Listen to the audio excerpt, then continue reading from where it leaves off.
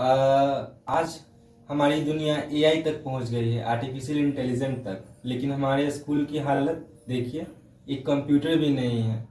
अभी बिहार में इलेक्शन का माहौल है और कुछ दिनों में नई सरकार भी आएंगी।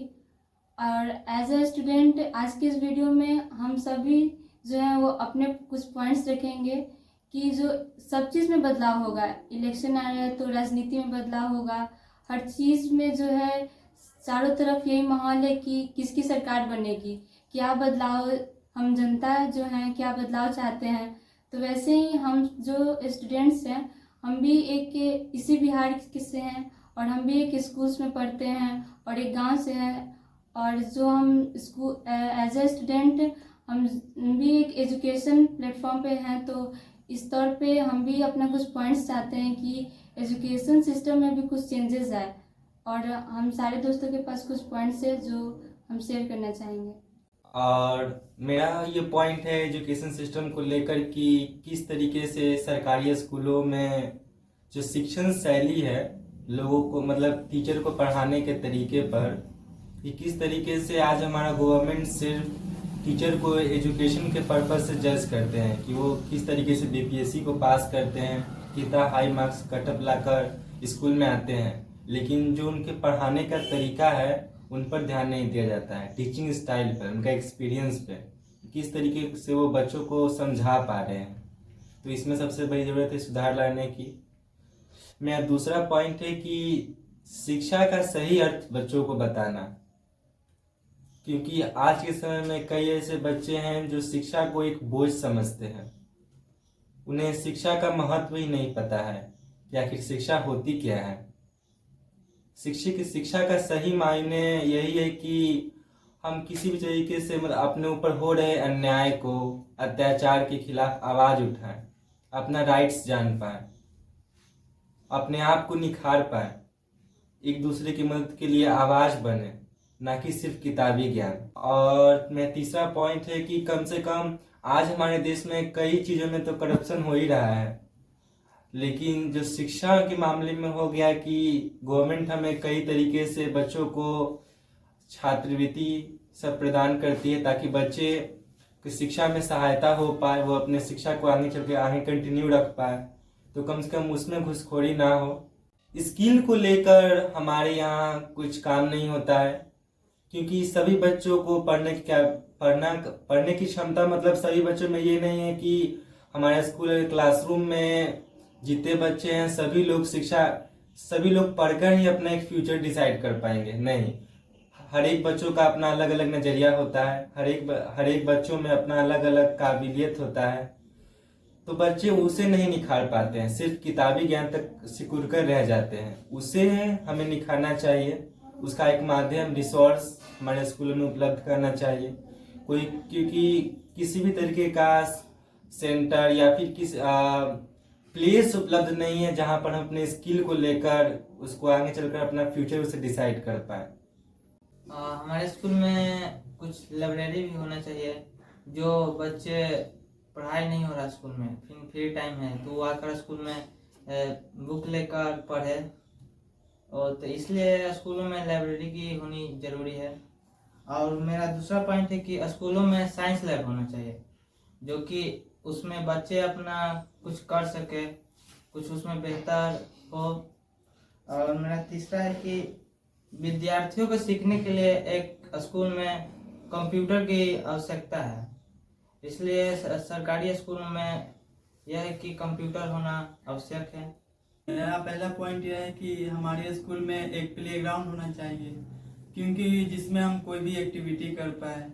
और हमारे बिहार सरकार में प्रत्येक वर्ष खेल का आयोजन किया जाता है, जिसमें हम लोग शामिल भी लेते हैं, लेकिन उसमें हम लोग सक्षम नहीं हो पाते हैं क्योंकि हमें पहले से प्रैक्टिस करवाया ही नहीं जाता और सीधे खेल में भेज दिया जाता है।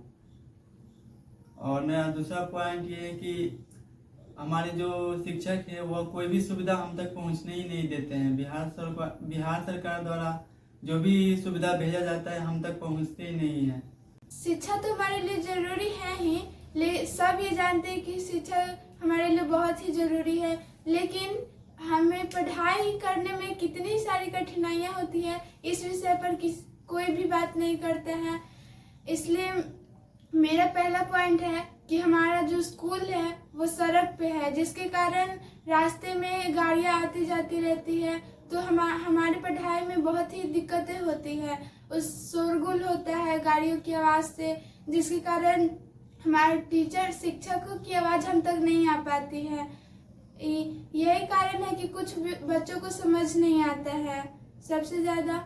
और दूसरा मेरा पॉइंट है कि हमारे स्कूल में शिक्षक भी अच्छे होने चाहिए, जो बच्चों के साथ अच्छा व्यवहार करे, अच्छे से पढ़ाए और थोड़ा प्रैक्टिकली सबको समझाए, ताकि जो थोड़े कमज़ोर बच्चे हैं अगर हम ज़्यादा देखकर चीज़ों को अच्छे से समझ पाते हैं। और जो सरकार द्वारा हमारे लिए उपलब्ध सामान आते हैं, वो भी हम तक पहुंचने नहीं दिया जाता है। ऑफिस में आकर तो सब चीज़ रखा जाता है, लेकिन बच्चों को पता ही नहीं है कि हमारे लिए क्या चीज़ आया है, क्या चीज़ नहीं। तो बच्चे सीखेंगे कैसे और समझेंगे कैसे। धन्यवाद। यहाँ तक हमारे स्कूल में किसी भी तरीके का कोई भी लैब मौजूद नहीं है, जैसे कंप्यूटर लैब, साइंस लैब। यहाँ तक हमारे स्कूल में किसी भी तरीके का कोई भी लैब मौजूद नहीं है, जैसे कंप्यूटर लैब, साइंस लैब। आज हमारी दुनिया एआई तक पहुँच गई है, आर्टिफिशियल इंटेलिजेंस तक, लेकिन हमारे स्कूल की हालत देखिए, एक कंप्यूटर भी नहीं है। जैसा कि हमारे साथियों ने बताया कि कितनी सारी प्रॉब्लम्स है जो हम लोग डेली लाइफ में अपने फेस कर रहे हैं। हम सब स्कूल जाते हैं, तो स्कूल जाने का मतलब सिर्फ हम लोग के यहाँ स्कूल जाने का मतलब सिर्फ यही बन गया है कि सिर्फ स्कूल जाते हैं। हमारे स्कूल्स में ना ही साइंस लैब है, ना ही कोई भी चीज़ जो है जो थ्योरी लिखा हुआ है, अगर हम चाहें भी तो उसका प्रैक्टिकल करके नहीं देख पाते हैं। और हमारी जो गवर्नमेंट है वो हमें चीज़ें देती तो हैं कि बच्चों को प्रैक्टिकल भी सिखाया जाए, लेकिन वो जगह वैसा है भी नहीं, और हम लोग तक वो चीज़ें पहुंचती नहीं हैं। हम सबको बहुत अलग अलग तरीक़ों से हर जगह से एकदम अलग कर दिया जा रहा है। और ऐसा कहा जाता है कि बिहार पिछड़ा राज्य है, यहाँ गरीबी है, यहाँ ये है वो है। इन सब का निपटाना बस एक ही तरीके से हो सकता है, वो है एजुकेशन। और जो एजुकेशन जो हमें मिल भी रहा है, तो ये ऐसा एजुकेशन है, हमारे जो बुक्स हैं अगर उससे भी हम चाहें कि पढ़ के उसको समझ ले तो बहुत हार्ड होता है, वो बिना टीचर्स के हेल्प के हम लोग कर ही नहीं पाते हैं।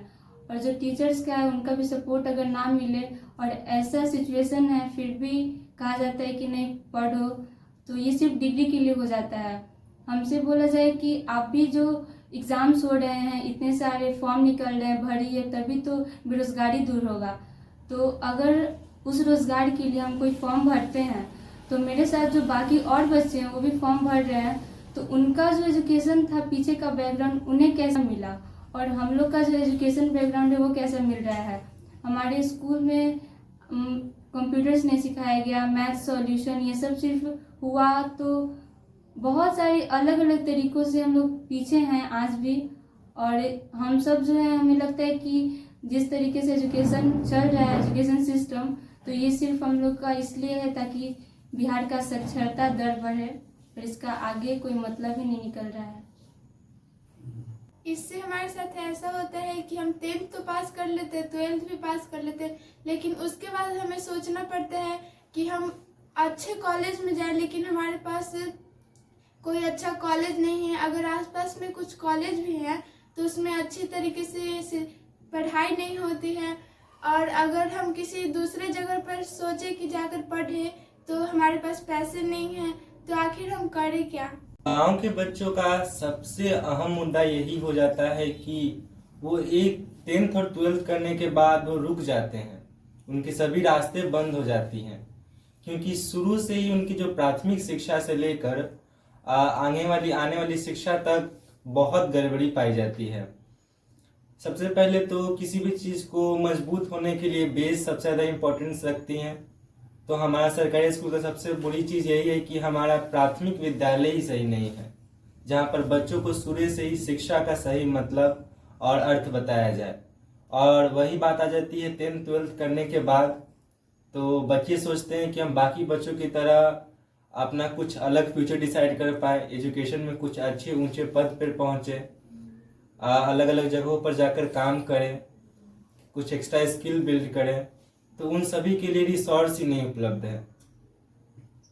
यही हमारे एजुकेशन सिस्टम की सबसे बड़ी